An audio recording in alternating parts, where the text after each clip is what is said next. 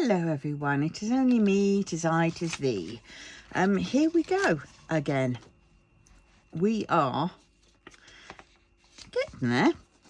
I'm going to be doing this row and then I only have those 2 rows to do, and then I should probably start these rows and do it down like that.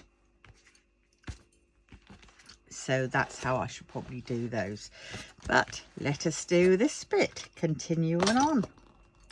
That bit yesterday took me forever. I just was too tired. I just couldn't get my my brain and my hands to coordinate. But well, let us continue.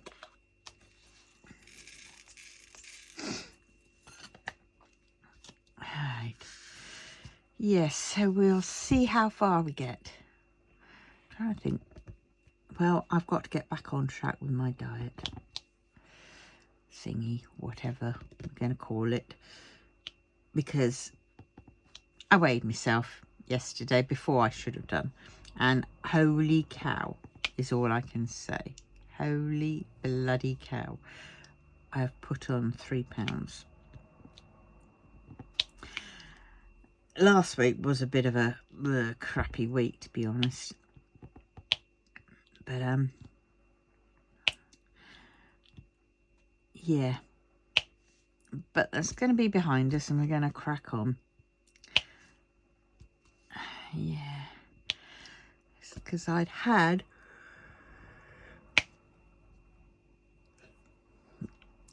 takeaways and fish and chips, gluten-free fish and chips, and I did leave quite a bit of the batter, but I did eat the chips. But then, you know, I got to be in my bonnet saying, well, bloody hell, life's for living, I can't be bothered with this. But then when I stood on the scales, because I thought, I'm not feeling as you know, as lithe as I once was. Because at one point I felt, ooh, my waist is definitely, you know, getting less. Because I could tell when I sat down, I didn't feel as if I had any side bits that sort of flopped down over. But I can feel them again now. And I don't like it. So I must get back on track with drinking these bloody shakes. I have to say I'm getting very nervous about ending it because, you know, I've just got this month to do. And then it's, you know, you're down onto the reintroducing the food part. Whereas then you drop down to 3 shakes or soups. And then you have 1 proper meal. Now, it went to show that takeaway, which was sort of a meal, oh dear, yeah. And I chose the lowest version I could. Well, I thought it was low. It probably wasn't actually. But, you know.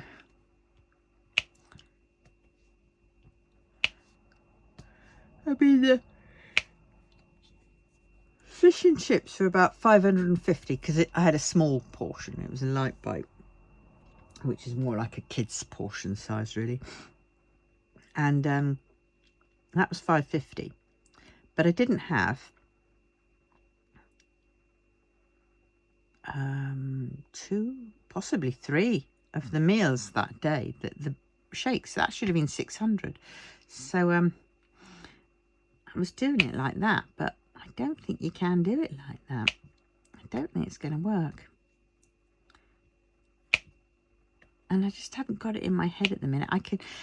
It's like anything I start. I can do it for so long and then I lose interest.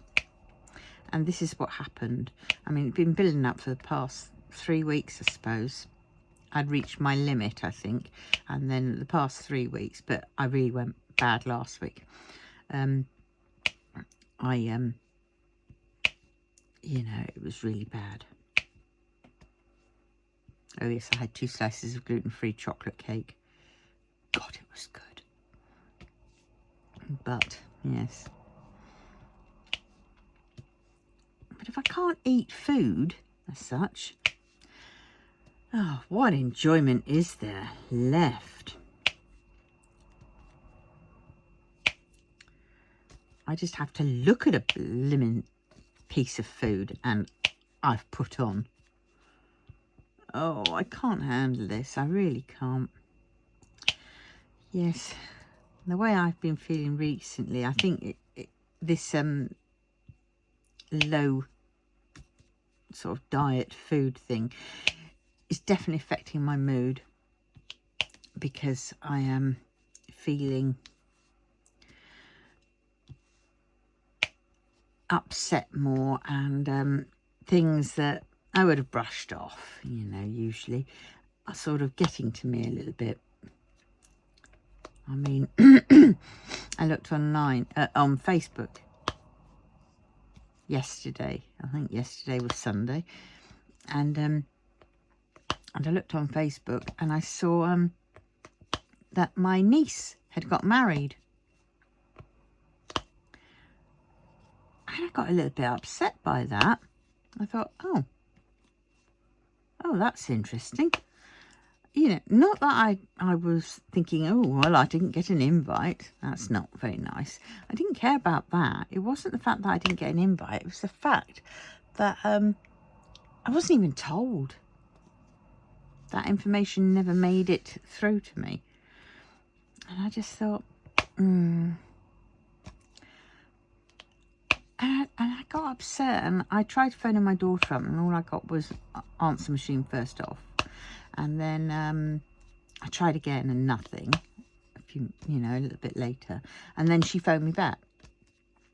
And that was nice, actually, speaking to her. And she talked some sense into me, and I thought, yeah. And then it got me thinking, why did I feel like that? Why did why did it get to me? And I put it down to that. I know I don't talk much to my sister. Well, she never bothered with me. So, all through childhood, she never bothered talking to me. I don't recall having any sort of real conversation with her at all. And the only conversation I had with my brother was nasty. He was absolutely horrible. Horrible, horrible.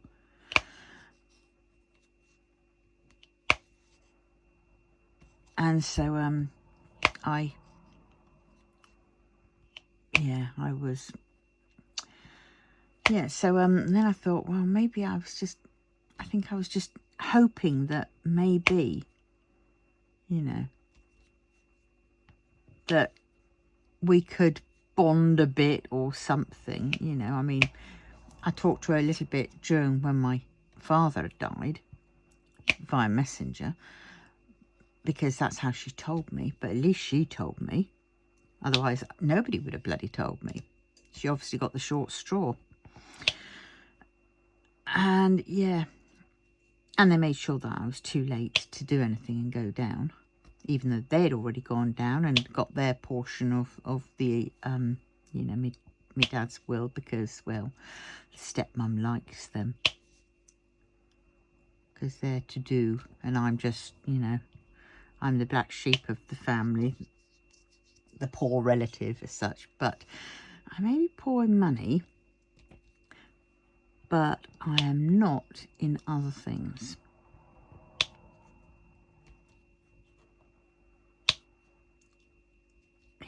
But well. So, yeah, I had hoped that maybe, I would have a sister who would talk to me. But I kind of found out that wasn't happening. That wasn't going to happen. And I shouldn't have been surprised, but I was surprised, because I do live in hope that maybe my family would actually show that they care for me a bit. My daughter pointed out and said, well, do you speak to her? And I says, well, I have tried to. I have reached out to her a number of times, but I just get cross silence. So, you know, when you get that, after a while, you sort of think, what's the point? It's like they're embarrassed of me because they've got posh. You know, she married into poshness, and I'm just more down to earth. I don't, you know. But, wow, this is where I sort of start thinking maybe this is the ADD sort of thing coming in. Because I've never been communicative, you know. I try to. But then when I'm hit with brick wall after brick wall, you sort of do learn to sort of give up a little bit. And so I sort of learnt to get on with myself. And I will say there was definitely a stage earlier on when I hated myself, because I kind of like believed all the crap that my mum, my brother and sister sort of drip fed me.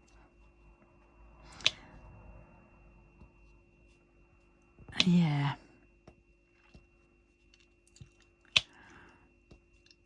They wanted me to go away, and that was that.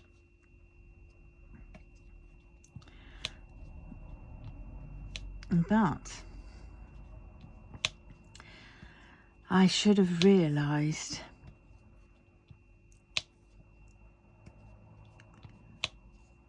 that they are, you know, they're basically looking out for each other, and they don't sort of want,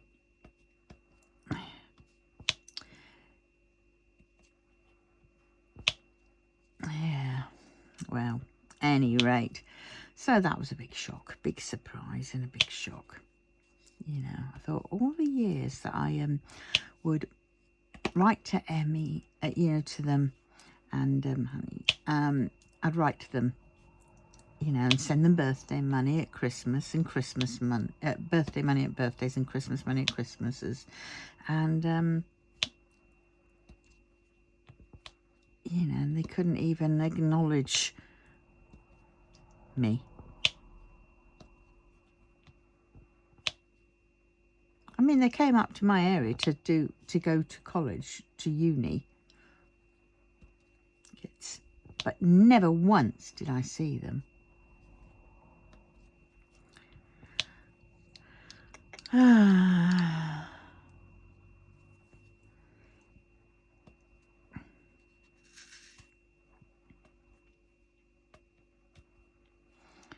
mean, the girls never came down to their grandfather's funeral.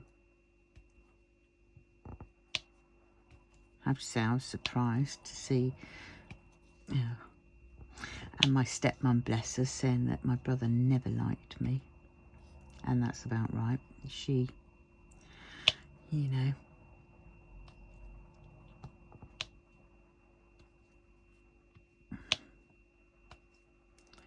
definitely said about that. And I thought, yeah, I kind of knew, but that kind of like, you know,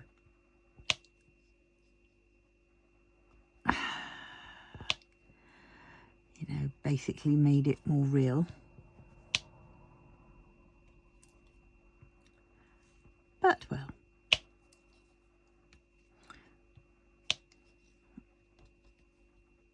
it doesn't help my abandonment issues. Oh, well, never mind, eh?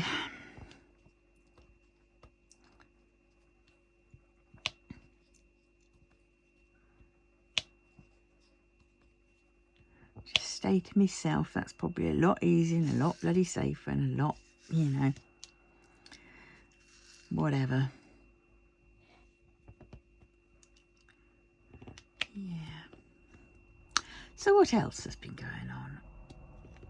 Oh, apparently my anti-planner is in the country. It's gone on to the next stage.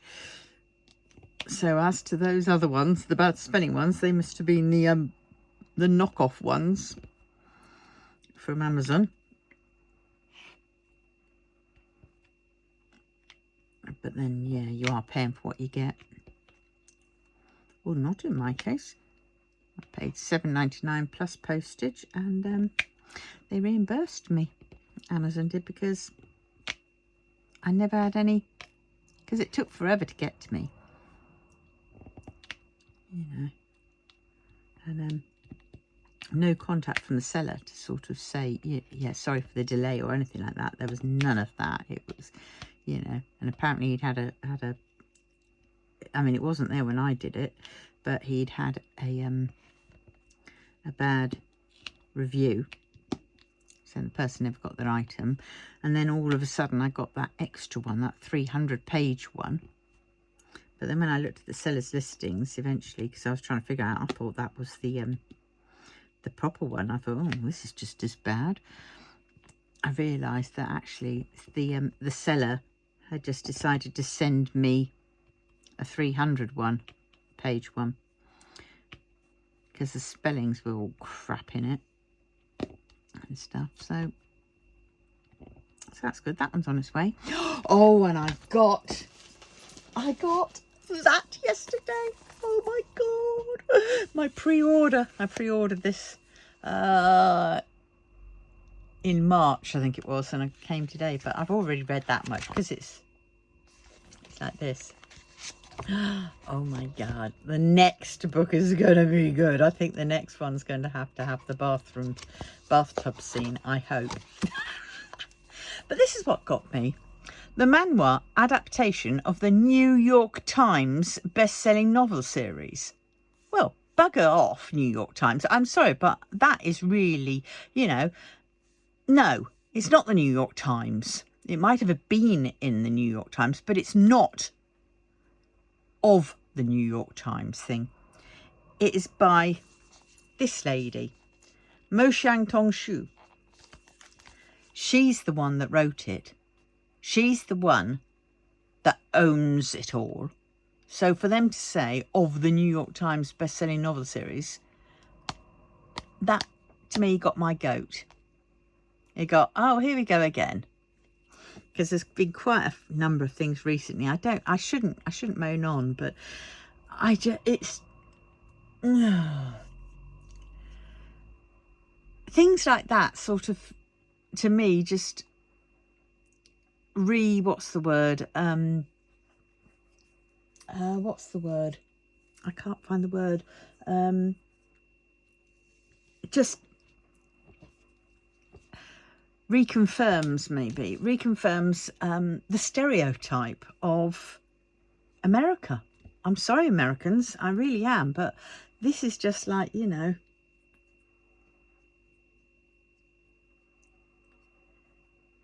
I just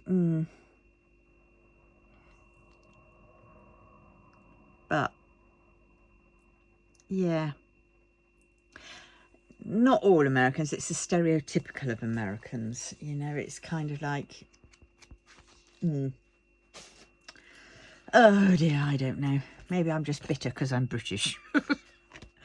And yes, but well, yeah, but I won't go any more into that, because it's not how I feel totally. It's like what the package of like the country, you know, it's like, say, China, you know. I love the Chinese people and their films and everything else in it. I love all that, but it's the outer packaging of China and like Xi-Ping whatever that I don't like. That I just think that's doing so much damage to them, to the, you know, to the good people inside. And I think, you know, maybe should steer clear of sort of, I don't know, bragging, boasting. But then who am I to say it? Because let's face it, us Brits aren't as good, are we? So, yeah, forget that. Please, I apologise profusely if you feel offended by what I've just said. I don't mean it. I really don't mean it in a nasty way to individuals, because that's not my intention. But anyway, it just pissed me off, okay? It just... But then again, that's messing with my boys. Nobody messes with my boys. It doesn't matter who or where you are from. You do not mess with my boys. Because I will cry. But anyway. Yeah, what am I on? I'm on here. Let's continue doing what I should be doing. Oh, dearie, dearie, dear. Got the yawns again.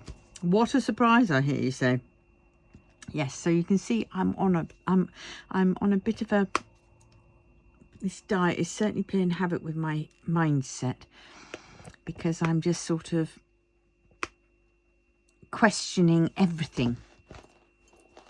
Diets, everything. And I just do not like it. But I definitely did need to lose weight. But bloody hell, there's got to be a better way than this. Oh, there has to be.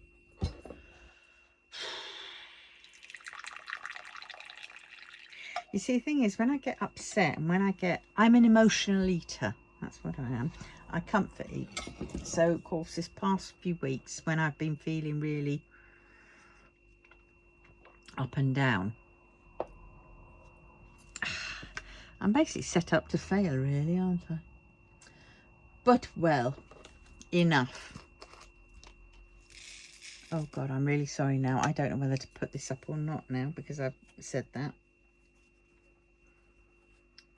Please just ignore it and please don't take offence.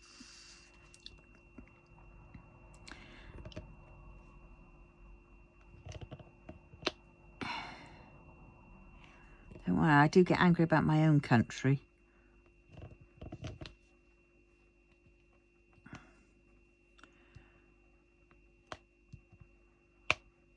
Too, as well.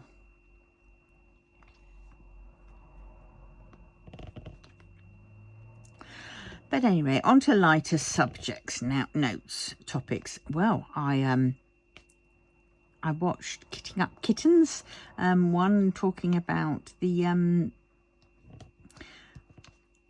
DIY DP events that she runs, and she's no longer going to be doing the one in May. No, I should probably still do it, as if, you know, May will probably still be a month that I will still do, you know. And of course I'll be doing my own videos, as I do anytime, but you know, that's just a standard. I will do that at any rate. But then there's another thing. I thought she had said at one point that she was going to stop doing the percentages because that was hard work, and now the percentages are back in. But it's all very well if you're using Pattern Keeper. But if you're not using Pattern Keeper, percentages, my Threadbare app doesn't do percentages. So working out the percentages, well, that's like sending me back to school. And I can see why she doesn't want to do percentages. You know, you've got to put the percentages in yourself. I can see why she's putting that on to us. But last time I did percentages was in school. And I tell you what, I can do it now roughly, but bloody hell am I shite at it. I mean, if we're going to say it, I don't like maths. I mean, obviously I do it, but... So that's stressing me out a bit, trying to figure out how I'm going to do percentages because, you know... Oh, God, that's all I can say.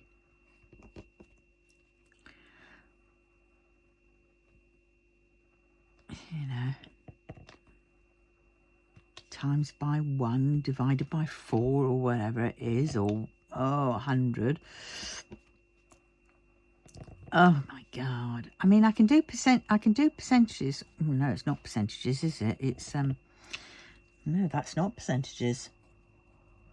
Oh God. It's kind of percentages, I suppose, when you're trying to work out, you're converting the cross stitch sizes to proper, you know, proper sizes. You know, so like you've got your painting, which is 427 by whatever. I know what to do then, because, you know, we have to divide it by how many drills to get the size, or sometimes times it by whatever. God, that's the bit that gets me. Yeah,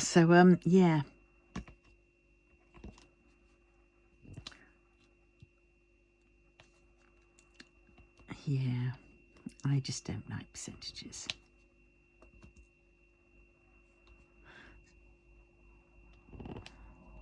So I'll have to have a practice of that.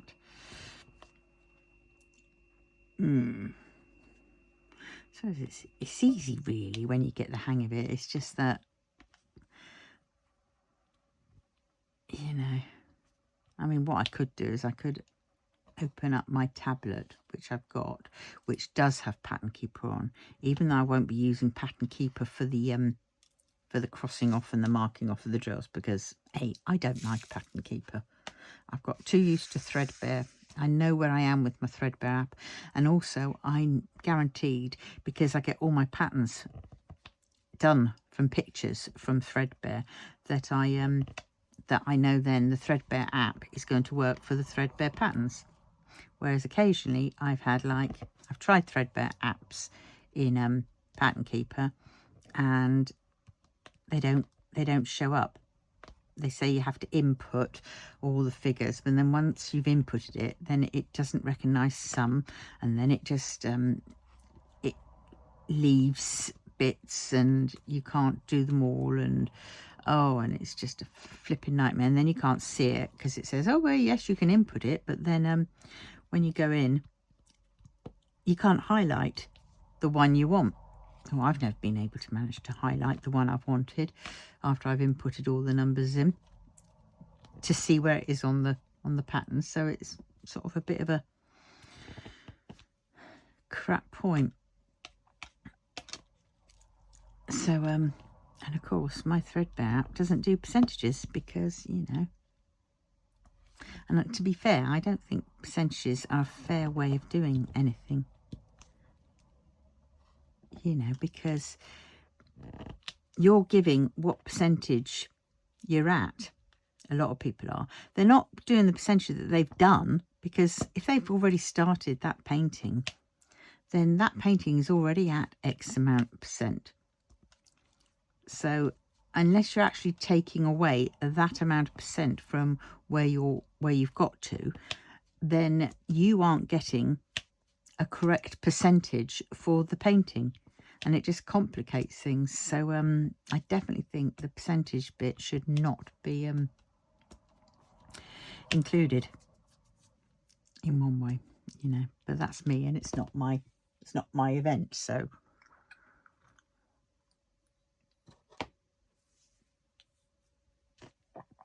there we have it. It's all right if you're starting from scratch, but quite a number of us, we're sort of not starting from scratch. We're starting from, you know, finishing where we left off on a previous one.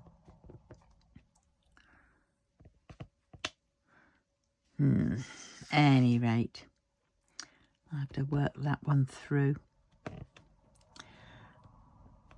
Well, I did my I was going to continue getting my drills ready for that painting that I have done, because my Ever Moment drills came in, but sadly I did quite a bit of that off cam, because it was just,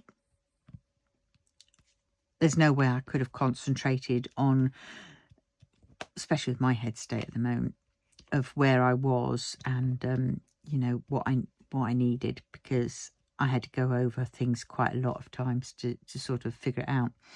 But I do have this bag full of drills that need to be put away. I'm going to put them away in the big tall containers. Some of them are for finishing off other paintings to go into that, because I was short of, and some are for other projects, small, you know, like these little cross-stitch conversions from the books that I've got. And so, you know, but they can go in the big thing. I've got too many blank canvases now of little ones, and I'm thinking, why on earth did I get them? Because there's no way I think I'm going to be using them.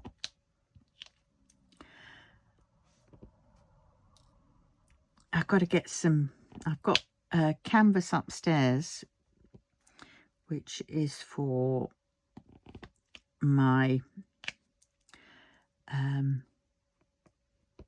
one that I'm going to start in November, which is the tapes, music tapes. So I'm going to do that one, but that I've got canvas upstairs which I've had for a while, so I'm just going to reuse it. But it's a big canvas. It's 90 by 120, I think it is, or is it 90 by 70? Can't remember. But either way, I was going to use that. But the only problem is it's not a poured glue one.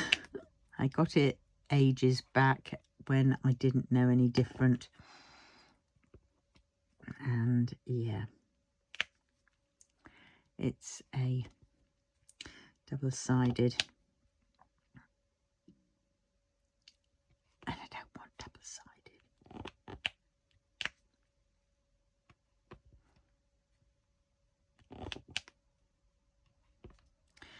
But well, I think I've got another one upstairs as well, which is double-sided. So I'm going to have to hunt them out. And I might just flog them, actually, to be honest, because somebody else might make use of them. And then I'll just, you know, put the money together to get a... But it's the big canvases, it's where, you know, because it's trying to find the space for them. And where do you put them? The big canvases on your table. It's like you've got bits that overhang. And if it's double-sided, no. I mean, I thoroughly enjoyed that canvas that I got from Evermoment, because I was using Evermoment drills and the Evermoment canvas. And boy, oh boy, oh boy, once I got used to having seen the numbers down and alongside of it, which were helpful to a certain point, I enjoyed that, you know. I liked that canvas and the drills. They were matching, you know, bar the odd few drills which I had to get from Smith's Beads. And that reminds me, I've got to order some more Smith's Beads, some more drills from them, because some that Evermoment didn't do, like a crew, and I got given, I mean, I ordered a 165 from Evermoment, and it came as a yellow, and it's supposed to be a moss, but it was a lemon yellow. I wonder if I can find it. And I thought, that's not.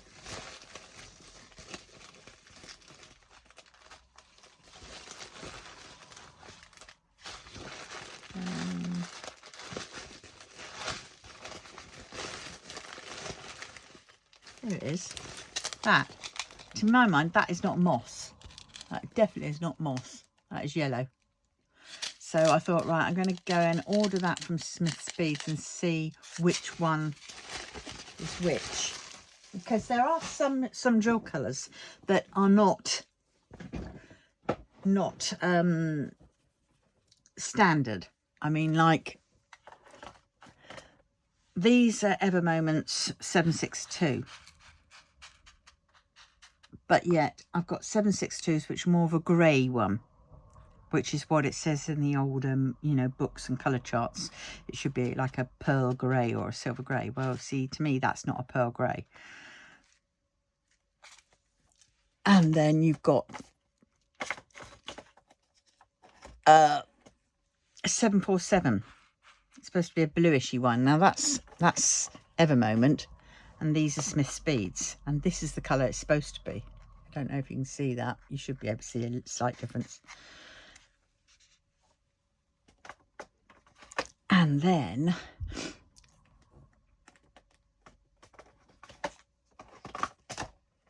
same applies for 775.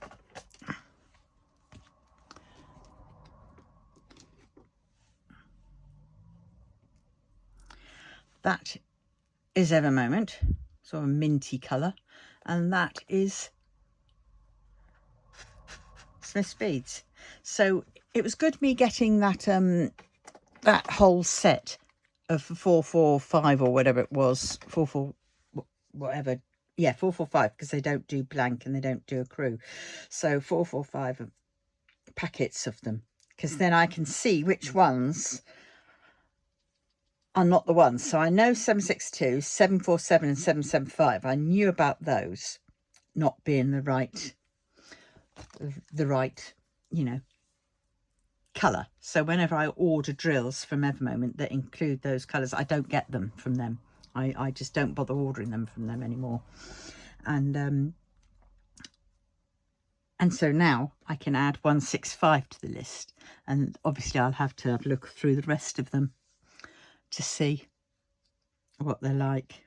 But yeah, so it's we're getting there. I've got bloody itchy ear again. Oh, I've got very dry skin, and it's like it pulls and makes my ear itch. Oh God. And no amount of oiling it and all, doing all that kind of, you know, stuff helps for that minute, but it doesn't help. Why won't this? But it doesn't help it, you know, in the long run. I put some packets of my fabric scraps onto Facebook Marketplace, and I had a couple of people interested, which was nice. So I had one lady, she turned up yesterday, and she came quite a way to them, because she got 5 bags of them. So luckily I had 5 done, and she was happy with that. But we got talking, and we got talking for about an hour and a bit, and I was just thinking, but you know, it was so interesting, because I mean, that we had so many things alike in so many ways, like family wise, and so we were just unloading to each other. And I mean, I'd never met her before, and it was oh yes. But then of course I came in and saw that from my sister saying about her daughter getting married, and I thought, oh. So yeah, but yeah, it was really it was good. So yeah, she went away with 5 bags. I don't know, I forgot where I was going. Oh yes, but she was just saying about she does this thing which is I found a quilted heart. So this is what she uses some of the scraps on. And she was also doing Moore's bags, which made me laugh. But anyway, yeah, so I found a quilted heart, and she was saying it's where people make these little quilted hearts, and you know, if you go to the ifoundaquiltedheart.com, and it tells you all about it, and it's not about the person who's making it, which is brilliant. It's about who picks them up and however far they are. I mean, it started a while back, over 10 years ago, but it started by some person, but then these other people who've now got the I Found a Quilted Heart website and do all that bit now, they'd found a quilted heart, and so they basically said that's a fab idea, and they ran with it, and so they sort of made it go further. So they're not the originators, it's this other person apparently, and they've got the little tag things that you can print off and, you know, whatever. And it says, I need a home. I found a quilted heart. ifaqh.com. And then there's a Facebook link. Then there's a hashtag of ifaqh, which is I found a quilted heart. And that is all that you put on it. And it's basically what you do is you make them. You can, you know, do whatever you want with this heart. Make it, quilt it, stuff it, decorate it with anything that you want quilted wise, you know, fabrics and all that kind of stuff, and because they last a bit longer. And then as you're going out, you'll just place one here and there, and when people come across them and they pick them up to have a look at them, and then it says I need a home, so then they can take it home with them. And the stories that come back from this website are amazing. They really are.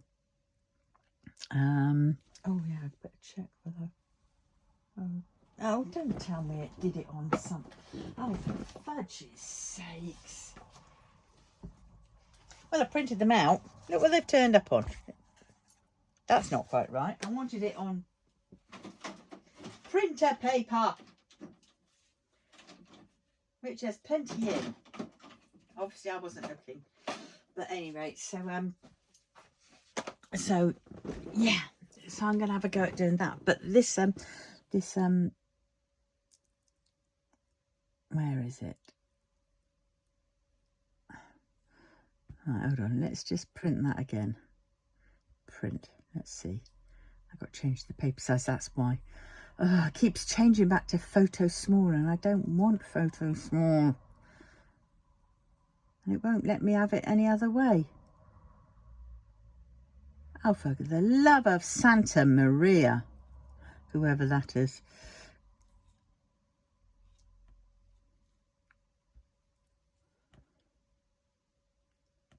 Nope. Oh, well, I don't know. I can't bloody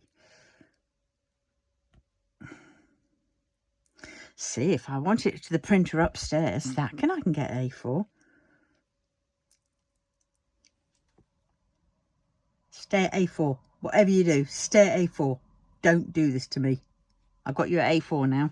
You have to print, you have to go to another printer so it loads that, and then you have to go back to the printer and hope that it's changed. Fingers crossed. It'll probably turn around and say, you're out of paper.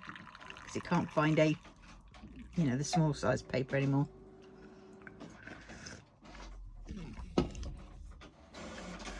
But anyway, yes, so this, oh, for God's sakes, why? Oh, there it is.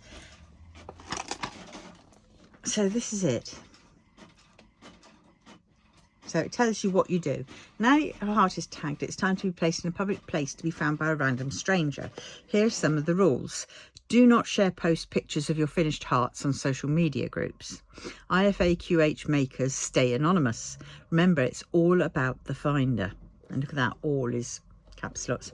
Do not hand, give or gift hearts to people. Hearts needed to be found. So if you're having a bad day, a heart can just suddenly appear and you think, oh my God. Do not leave hearts on personal or private property such as a front porch, vehicle door, bicycle, mailbox, gate, little libraries, etc. Not public. Do not leave hearts in a cluster like a giving tree, not random. Do not leave hearts in places that are not public, hotel rooms, work desks, break rooms, office, private retreat, etc. Not public. You've got to leave it in a public space. Do not leave hearts inside any kind of retail store or on any retail displays. Can be mistake of a merchandise. Okay, yeah, because I was thinking, oh, I can go around my Tesco's and I could put one there. No, because it, as they say, do not leave hearts in airports. And then they've got, because it's mainly American, Homeland Security does not approve. Probably not, because they might think there's a bomb inside it. Do not leave hearts in national parks, wilderness forests, monuments, Bureau of Land Managements or other federal public land areas. Federal Regulation Title 36 2.22a. Oh my God. Do not leave hearts in bathrooms, restrooms, washrooms, etc. Unsanitary. As if we need to know that. I love that. And do not leave places, leave in places where they may be thrown away by staff. And they've got super sad. So some of these things in brackets are really quite good. Examples of good places to sow hearts: a local park, hiking trail, highway, rest stop, community centre, outdoor shopping centre, town square, foyer or public place, community bulletin board, beach, nature trail, tourist attraction, trees, bushes and fences in downtown areas. Be imaginative and creative when looking just for the right place to sow a heart and have fun. Don't put them on roundabouts because you might get killed trying to go and get one. And then that will be not good. Right. So that's the original heart. That was done. I need a home. So yes, so what they've got on here is they have a map of all the areas when it loads. I know we're sidetracking again, aren't we? But look, here's all the areas. And look at it all. It's not just in America. Japan by the looks of it, Australia, the islands in the middle of wherever, Honolulu, etc. Why? Oceania, Africa, India, Korea, all of Europe.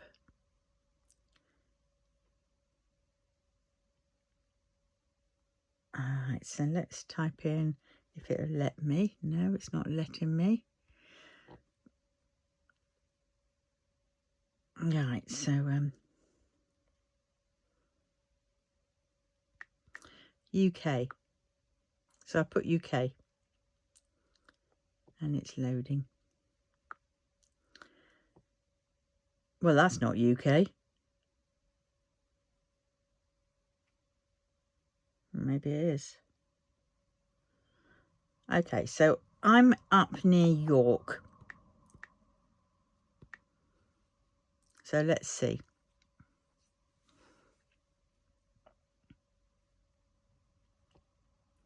There we go. So it shows you where the places are. Acomb, York, Weldrake. There we go. So that's that. But then you've got, is it stories? I'm not sure whether it's stories or reporting. Here we go, stories. And then this is where all the people who found them, and they do a picture usually of the item, where it was found, and then, you know, and their little stories saying, I've been working hard and getting extra hours in to pay for a recently purchased car. I also throw myself into my work when I'm trying not to think about, you know, so that's just one thing. So it says, you know,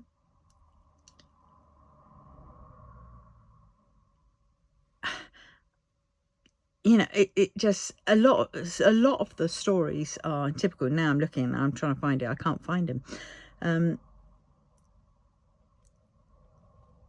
You know, but it's like sad stories. And my husband passed away in a motorcycle accident 9 years ago. When our daughter was born 16 years ago with Down syndrome, I struggled with the time. And if you click into it, it will give you the story. With, at the time, upset and listing all the things she wouldn't be able to do. Marriage, children, drive.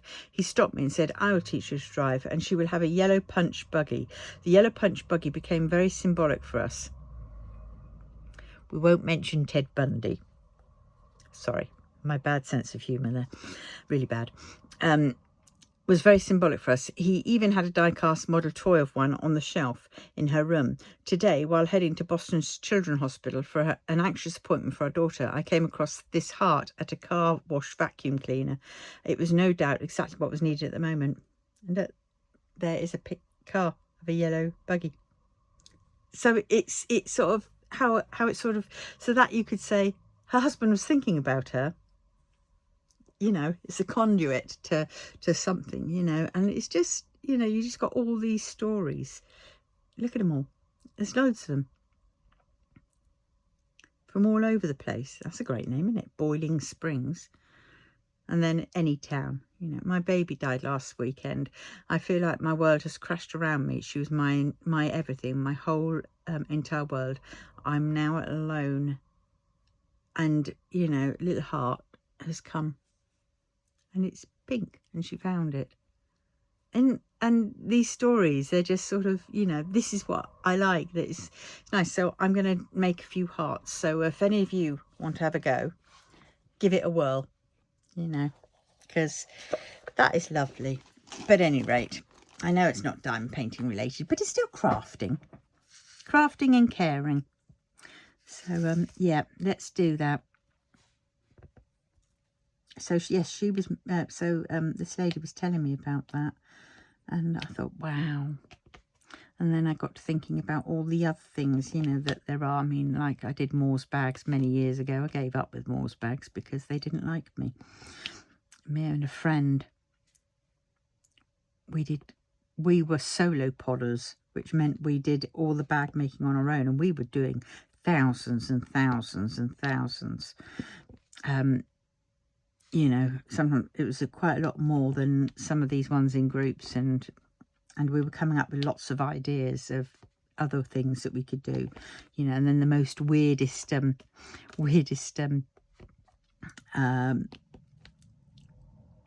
know, bags to make things of, and all kinds of things like that. And yeah, and well, some other groups didn't like us because we were, I don't know what, it was just the clique and the blooming whatnot. And yeah, and so we were eventually kicked off, you know, because we stood our ground. We weren't going to be bullied. And yeah, which was sad. And it was very hard because they also deleted us from the forum and everything else like that, so we couldn't write in it. But it was quite interesting because at the time, hers and my pods, because they were called pods, these things, was because it was like to save the turtles, and turtles live in pods and things like that. So we it was quite hard because they couldn't knock down our points of how many bags we'd made, because they needed them to keep it up, so they'd have a good proportion to say, oh yes, we've done this, that and the other. They just wanted to wipe us from the, you know, from the whole site. But yet they wiped us, but they kept, you know, how many bags we've made for their thing. So I'm sorry, but every time somebody mentions those, I think, you know. But well, that's in the past. So that's quite funny.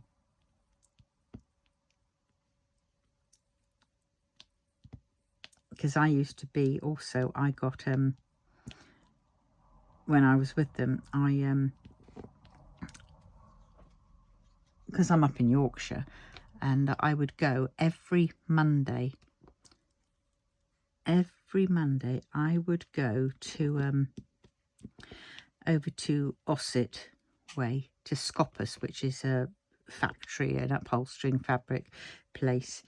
They had the contracts to do the NHS curtains and things like that, and they did other things as well. And I met somebody at a fair, at one of my craft fairs that I do, because I also had a craft fairs I did, and I met somebody and they said, oh yes, you know, come along to blah blah blah to Scoppus and meet with somebody, and maybe, you know, we can do a thing about where some of our excess fabric that would either go be recycled, you know, or end up in landfill or whatever, and maybe you could sort of, you know, take some of that off our hands. So I went, perfect, brilliant. So I went and organised all that, did it all, and considering I was so anxious at the time, I got, you know, I would do it. And so I had, this was all right when I had a big house and I had a garage, you see, big house. But then when I moved, because the landlord wanted to sell it, I moved into a smaller place, so I could no longer have the garage of it. But I would go up every Monday and go and choose all the good stuff of fabric at offcuts. And they also gave a big box full of their old, they were dusty, but I mean, it didn't matter because, you know, it was still usable, of cone threads that they fitted onto them, you know, the big industrial machines. So the threads were like about that big, you know. And I'd go and sort through the stuff that I could use. So I would be up there all afternoon, and then I would load my car up completely. Now I had a Peugeot, no I didn't, I had a Renault Scenic Megane Expression, which was sort of quite a biggish car, high car, you know, quite a biggish car. And I'd put the seats down and I would load bag after bag after bag of fabrics into that, and I'd take it back to my house and then I'd sort it. Again, so I'd sort it while I was there, spending hours there sorting it, and then I'll take it back with me and resort it again, you know, wash some if it needed washing or whatever. And yeah, so I was doing that, and then I'd have to arrange for people to come and collect it, because I couldn't post it down because it was just too much of it. And so we'd have a couple of days when people would come to my house and we would sort it all out and everything. So we did that, and then they would take on for theirs, you know, take it back to theirs, a whole load of it back to theirs to deliver, and you know, and issue out to people around them, around their areas, you know. So that was pretty good. But you know, I thought, you know, did all that and everything else, and then they some got bloody jealous and they didn't like it, and they, yeah, so I just, we left, and we just went, well, we did it. We've done a little bit of our bit. We still do bits for other things. I mean, I still continued making bags, but I wouldn't put the Morse bag label on, because apparently they say it's not a Morse bag unless you've got a label on it. Well, I didn't want to do any of that anymore, because we had to buy those labels separately. And the name Morse bags was taken after the very first words were from the person who started it. And I thought, well, this is kind of like, you know, I don't particularly like that idea now. And so I just started making bags, and I would just do random bags of kindness I put on them and sent those out to people, gave them away for free. So I take a load to the supermarket, and then if, as I was in queue or whatever, and I saw somebody and they hadn't got a bag and they didn't want to pay, you know, well, mind you, at that time we didn't have to pay, did we, for carry bags? But I'd give them one of my, you know, random bags of kindness. Because this lady was there saying, God, you know, they've got it, you've got to have it at X amount of size. And I went, forget that. Be a rebel.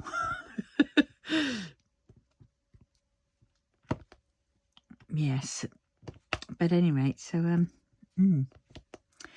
that was interesting. Talking to her, yeah. I can't remember where I was going with that, but well. Oh yeah.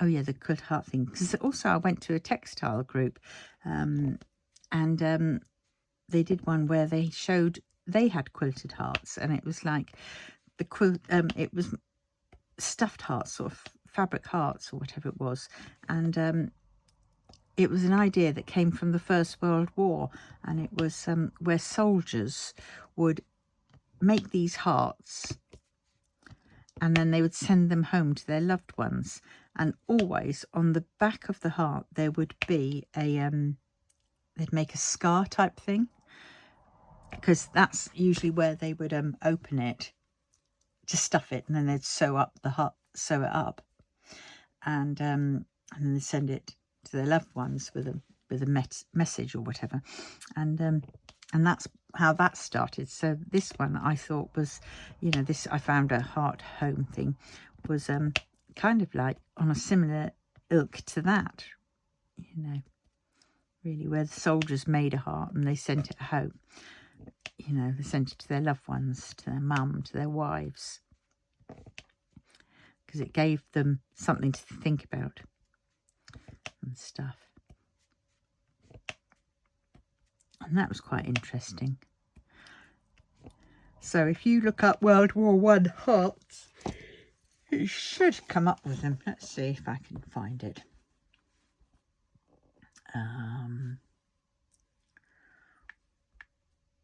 World, nearly couldn't spell it.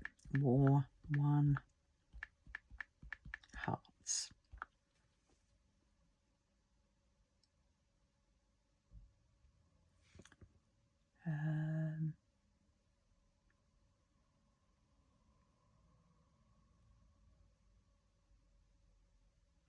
Oh, it wasn't aimed after a team, is it? World War I fabric hearts. Sent home. If I could find those books, but I think they're somewhere over there in one of the donor boxes, so it's not going to be easily found.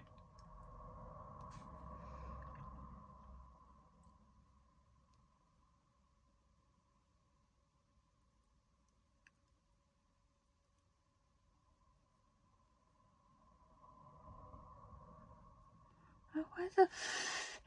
Right, they've got some pictures of them.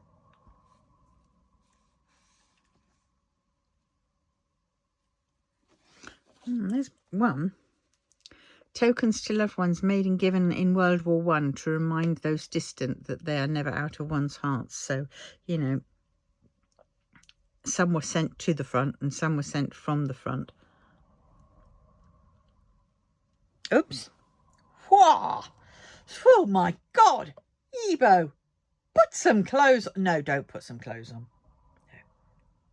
Take more off. Oh my God. Oh God, I can't handle it. I can't handle it. That's just too much. It's just too much for me. I can't. Oh my God, my poor. Oh geez.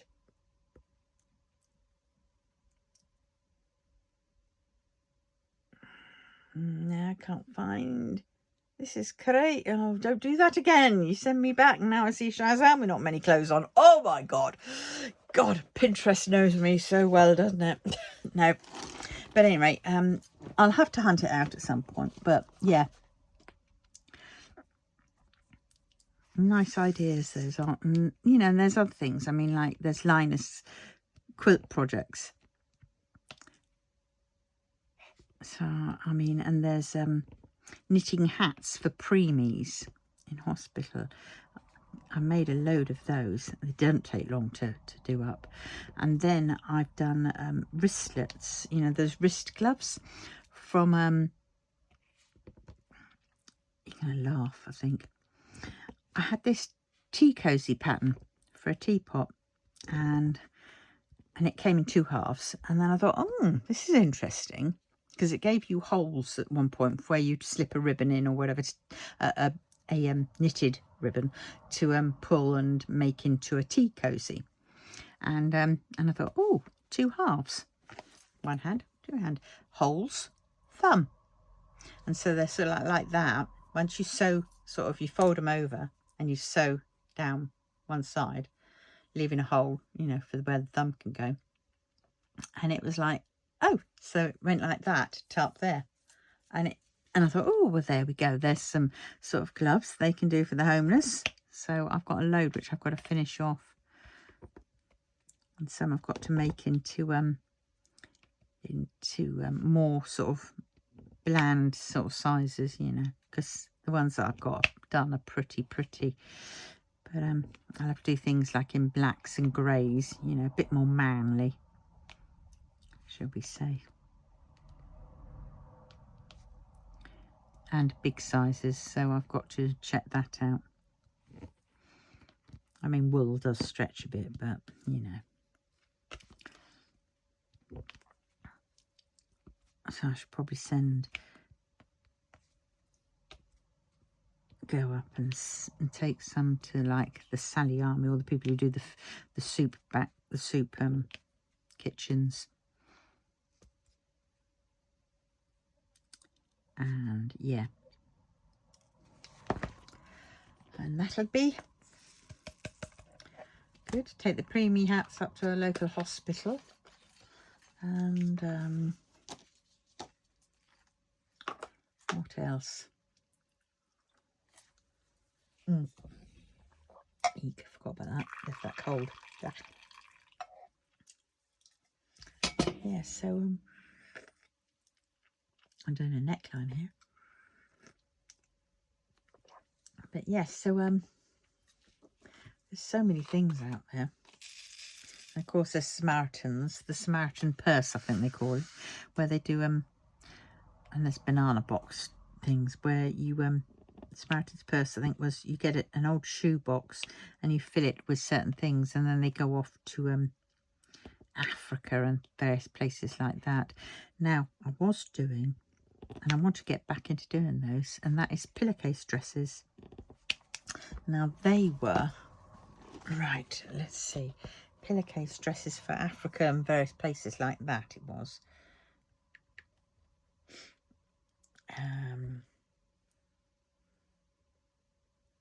Oh, please stop it. Why?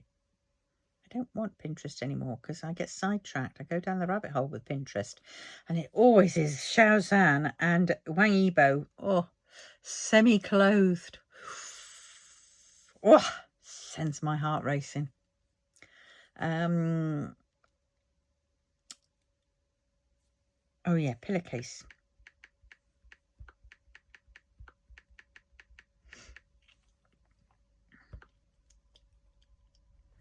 I can't remember what it was. It was,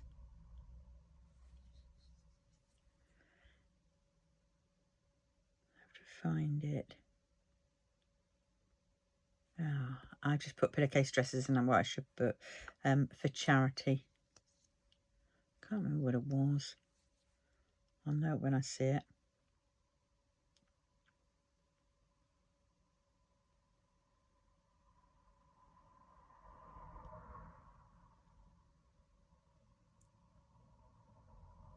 Oh, I can't see it here. But they've got various other ones. Oh,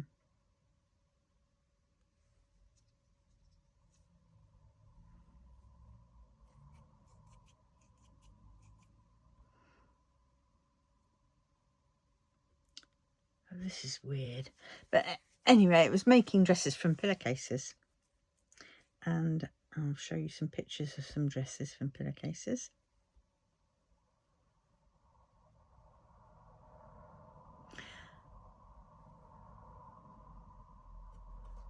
Right, that's them. And so you can decorate them with pockets, and you just sort of cut a casing at the top and put the ribbon in, and the ribbon goes over the shoulders, and you can do down their arms and everything else. You can add extra bits to them.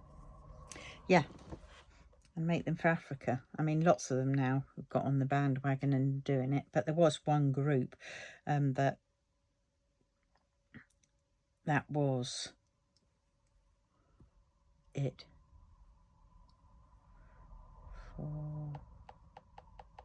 Because then we used to make little bags for the dresses to go in, and then once we had the dresses, we'd make little rag dolls to go in their pockets of the dresses, so they got a little prezzy as well.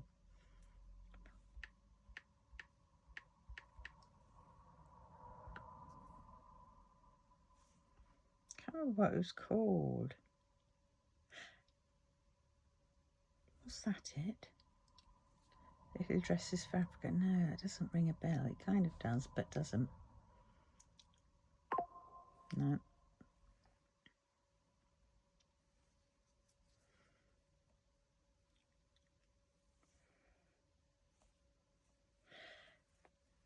Either way, it was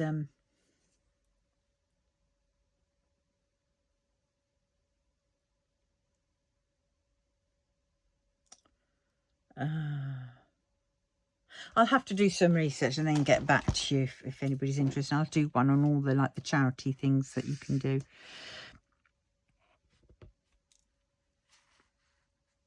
What one are we on with these? Yes, so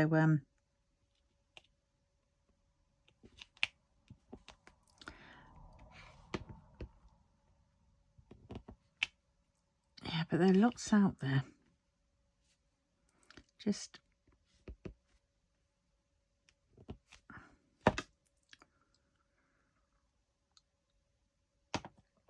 there's knitted blankets, crochet blankets, you know, for the homeless. So I'm gonna do a session because I've got all this stuff and I want to do something. I want to play my part. I'll have to find a way to do it all, you know, secretive. because I don't like any of that crap. I just do it, and I just want to do it and just, you know, don't want any thanks or anything like that. It's that crap. It's just basically what people should be doing to help support their community, their neighbourhoods. You know, help those less fortunate. You know, because one day that could be you. Or perhaps it was you in the past.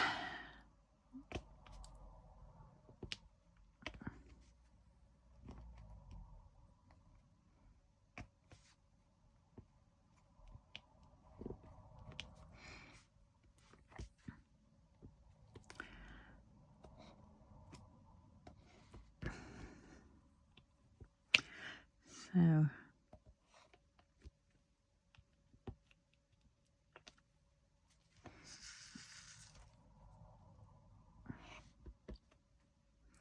I mean, you can do all kinds of things, you know, make things and donate them to your local charity shop, thrift store, whatever, where they can perhaps sell them, so they can get funds for, you know, for the place that you've given them to. So that's another idea. And I think I'm going to be taking down a few of my diamond paintings to the charity shops, you know. See if anybody wants them. Granted, they won't be framed, but, you know.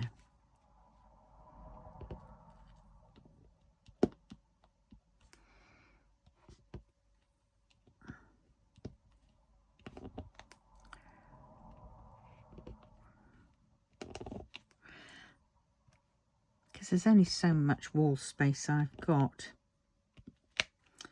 That's the thing. You know, and then what do you do with it?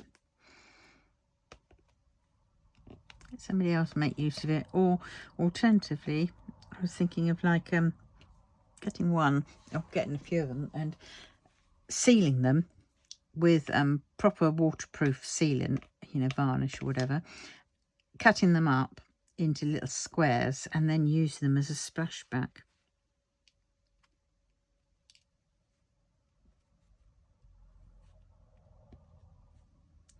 And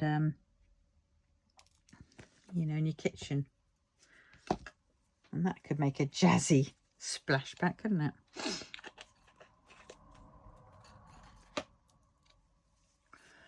Right, let us see.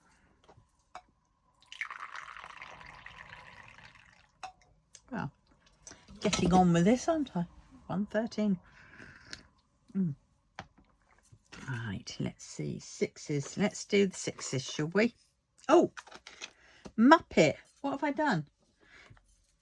I've just done this one, I think. Yeah. Put away what's first. Oh, I spent ages yesterday trying to sort out. It was this one and this one. And I was filling them up. And I had that lid on there and that lid on there. Pretty certain it was that one. Why isn't that fitting? No, it couldn't have been that one. I could have sworn it was that one. Oh, was it? No. Oh, it's that one. That one. So that lid was on there and that lid was on there. But I didn't know that, and that was in there. And I thought, and I filled this up and I went, oh, that's not 820, because I filled up and it was, I had all, because the 820 is the sparkly one. And so I filled up and I went, oh God. So I had to pour off half the top bit to separate them, put them back in the thing. And I thought, right, well, that's obviously the wrong lid because that is not sparkly. So I took that off and then I spent ages trying to figure out which one it was. And so then all I had to do, really, I spent ages looking, trying to figure out. And then I started taking the pots out, because what I had to realise was that the one would be sparkly, but the lid wouldn't be, wouldn't be sparkly. And it was like that. I went, oh, for God's sakes. So yes, so I think there's probably the odd one or two still in there, which is sparkly. Oh well, they'll just have to stay in there. Right, so let's do that one now. Keep him out. Actually, I was going to do 6, wasn't I? But well, let's do the sparklies. Now we're talking about them. Well, I made it uptown in the end yesterday to get my batteries. You know what's going to happen now, don't you? I'm going to find the other pack. The other pack that had them all in. Because I had a pack which had all kinds of batteries. It was a multi-pack, and it was from Yorkshire Trading. It's only £1.99, and you got, you know, 3 of these. Then you got 3 of the next size. Then you got 4, 5, 6, and you had all different sizes, which was great. But can I find that? No. So I had to get that. It's for my what's it called, scales. So I'm waiting for this, for the scale man. I'm waiting for the postman to come.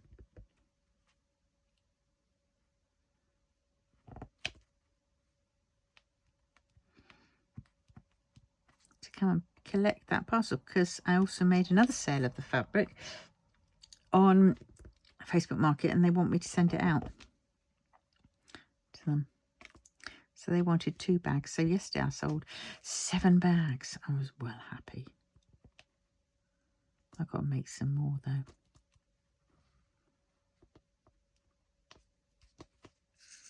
And it's all proper quilting fabric. Yeah, you get some which is sort of, you know, the traditional quilting stuff, but then there's a lot of it which is, you know, the novelty type fabrics. And, you know,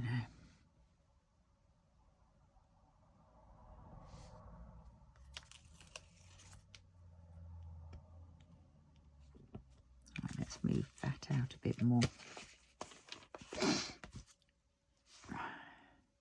Just while I've got it, I'm going to do down that row. Yes, I didn't get to see my grandchildren. Oh, and I ordered some bloody COVID tests yesterday, and they're coming to, not yesterday, the day before, and they're coming, no, it was yesterday, but it was like 1 o'clock in the morning, but they're coming today. And that was because the other day I felt absolute crap, and I thought, oh God, and I haven't got any COVID tests to test. Oh, bloody hell. I gave my son 2. He wouldn't use them, but I gave him 2 because they were going to run out in October. But I could have done with those because that would have helped. But no, so I've got them coming today. But of course I'm all right now. And it was just exhaustion that I felt really crap. I should have known, really.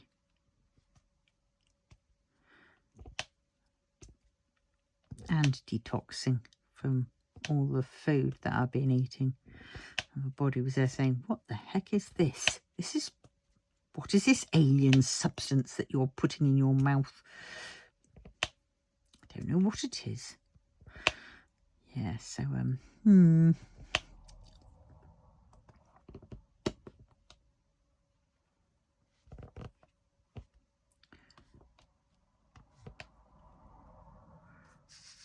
Right.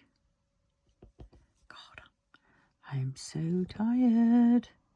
I really am. So I've stood quite a lot of the time yesterday talking to that lady, and it's just, oh, my back's in pain. My knees have locked. Hip. Oh. Pain is terrible. I keep thinking maybe I ought to invest in a back brace. That might help my back a little bit. But then, would I be able to find one big enough for me?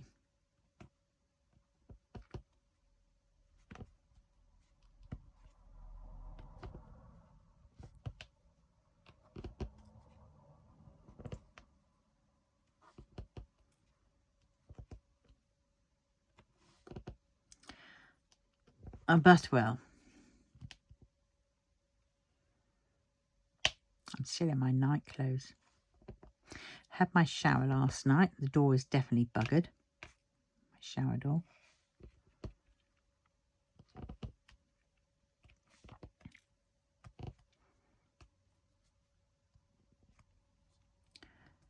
So I'm going to have to get that sorted. I'll phone up the message the lady, and that'll be job number 347, because I think I'm definitely going to need a new shower door completely. So that'll be the frame around it as well, which she's going to begrudgingly get. And it's annoying because it's like,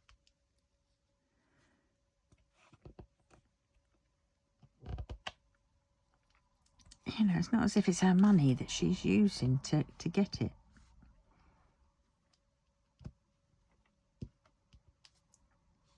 You know, these places haven't been updated, or, you know, I think the last thing that they did was the windows and the doors. And because it was a listed building, that took forever because they had to go through all approvals, and you have to use special companies and special, you know, things.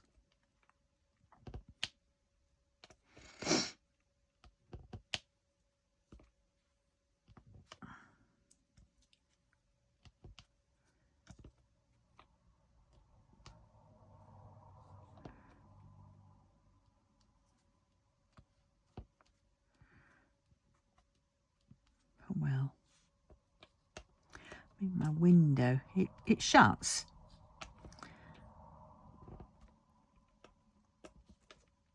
But it's bust as well. It does shut. But it takes, you know, I can't put the handle fully down, even though it is locked. It's like the handle is fully down, but without the use of the handle to do that, which is nuts.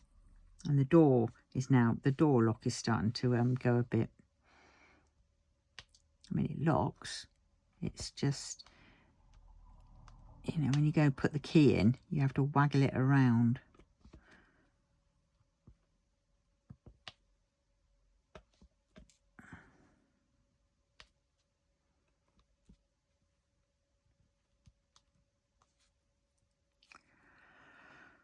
Right, is that one done? Yes, that is.